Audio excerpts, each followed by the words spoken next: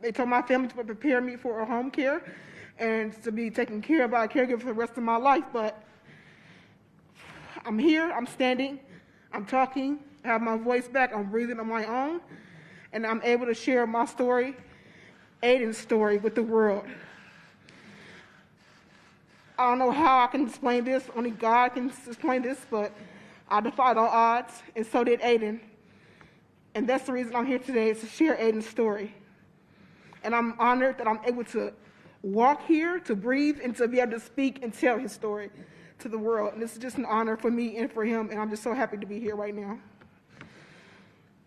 Super Aiden, the lead-free superhero, now flies all over Milwaukee, teaching children how to fight the evil lead monster by eating healthy, green leafy vegetables, washing their hands and staying away from lead paint, and only drinking lead-free water. That was an excerpt from my book that Aiden and I created. It's a children's book to help spread lead awareness and to help keep kids lead-free. I did not know how serious of a problem lead exposure was until being personally impacted and facing the reality of its seriousness when Aiden was hospitalized not once but twice. And I am not alone. Too many moms are going through the same thing that I went through. And too many little boys and girls are going through what Aiden went through. This is an issue that is impacting families and communities, and disproportionately communities of color, here in Milwaukee and across the nation. We are thankful for the funding made available and the bipartisan infrastructure law to address this issue and get lead service lines out of our communities. For moms like me and other families involved in the Coalition on Lead Emergency, this funding is a welcome relief after years of advocacy. But we also know that it is not enough. We need more to replace the 70,000 lead pipes that are still in Milwaukee and the many, many more across the country. That is why it is so important that the Build Back Better Act pass with additional funding to replace lead service lines. I know that Vice President Harris and the rest of the administration are working hard to get that bill through. And I want to thank her for all of her hard work. With that, it is my honor to introduce the Vice President of the United States of America, Ms. Kamala Harris. Thank you.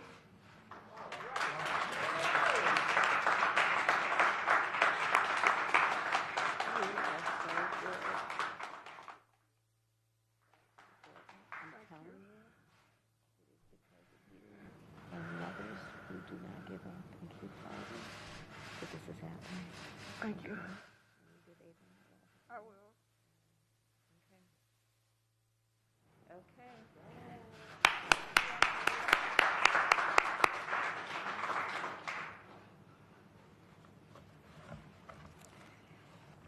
Well, let me just first start by saying that there's almost everything about today that is about Deanna, and mothers and fathers and grandmothers and grandfathers like her around the country who have been talking, who have been shouting, who have been crying about this issue for far too long. And so I said to Deanna as we passed the podium that it is because of all of that and that sacrifice born out of fear but frustration but also a commitment that we're able to be here today. The administrator of the national EPA, the senator, the congress member, the mayor, and the vice president of the United States, supported by the president of the United States on this issue. So thank you, Deanna. Thank you.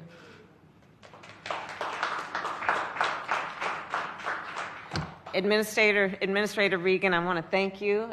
We have been working on this issue since our administration started. Your role of leadership has been extraordinary, and I look forward to continuing as we travel to talk about the importance of this issue. Senator Tammy Baldwin, you and I served together for my 4 years in the Senate. I know what a leader you have been on this issue. And I can tell you, as is the case with Gwen Moore, who I've also worked with over those years, that in these two, Wisconsin has extraordinary leaders who I see when the cameras are on and when the cameras are off.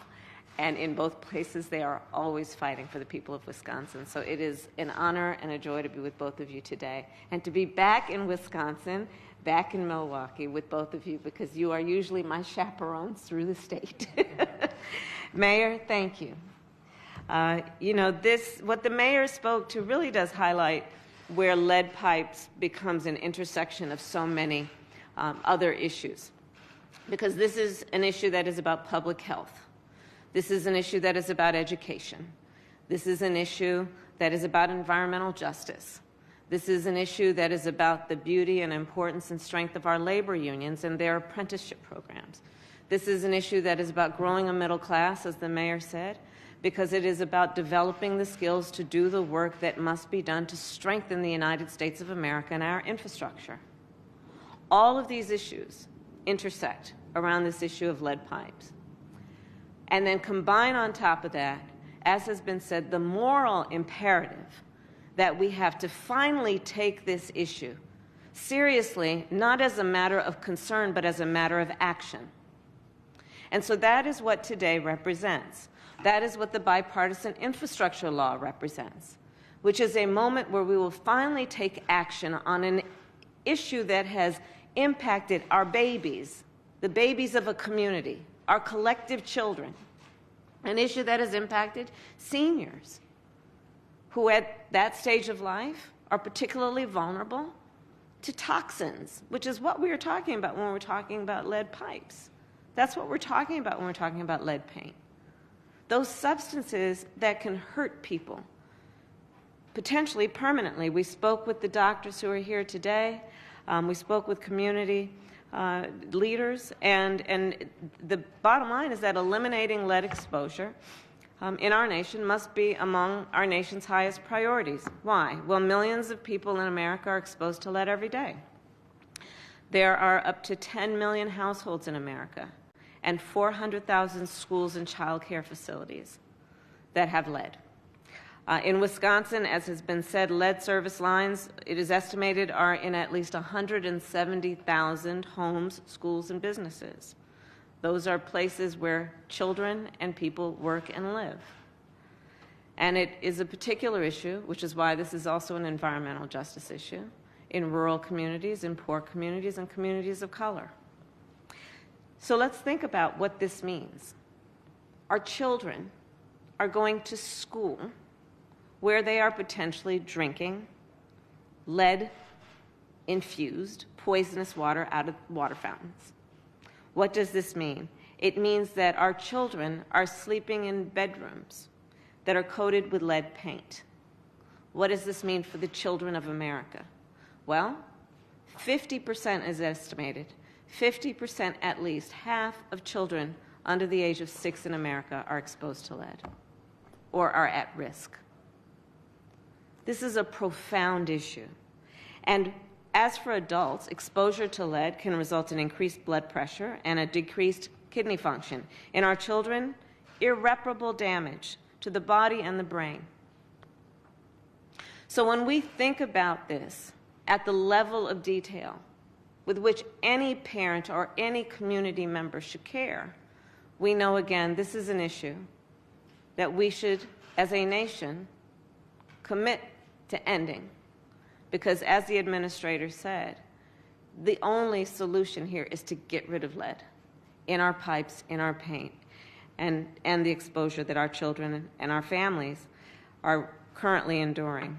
In Wisconsin in particular, there are people like Deanna, there are people like the Congresswoman, the mayor, the senator, who have been talking about this forever, and it is critically important to emphasize the role and the responsibility that community leaders have taken on, which has given the fuel. You know, we talk about outside-inside activism and work. The outside work on this, of those activists, those advocates, influenced the work on the inside of getting to the point where we could get bipartisan support for $15 billion in the Bipartisan Infrastructure Law to address this issue which is to replace lead pipes. City leaders. Well, again, you have the elected leaders here who have been national leaders on this issue, not only for Wisconsin, but for places around the country, communities around the country, who have been advocating for removal of lead pipes here. In Milwaukee, it is believed that I guess there have been over 4,000 lead pipes so far that have been removed because of the actions and the activism of the leaders here, and in particular, the leaders in our labor unions, the plumbers, pipe fitters, the two leaders, the men that we met earlier, who are doing the hard, the highly skilled work of removing lead pipes. So last month we released the Biden-Harris Lead Pipe and Paint Action Plan, and the goal is to remove and replace all lead pipes over the next 10 years. It will invest $15 billion nationally in this effort, and here in Wisconsin, as has been said, $48 million will be dedicated in the year 2022. These investments will create good union jobs. These investments will address the needs of our children. These investments will result in improved public health, the creation of more jobs, the infusion of support for important apprenticeship programs, and it is just simply the right thing to do. Long overdue, but the right thing to do. I said earlier, and I'll close with this, a day in the life of a child is a very long time. We are long overdue to get this done, and we will get this done, and generations of Americans will forever benefit because of the work that is happening right here in Milwaukee. Thank you all.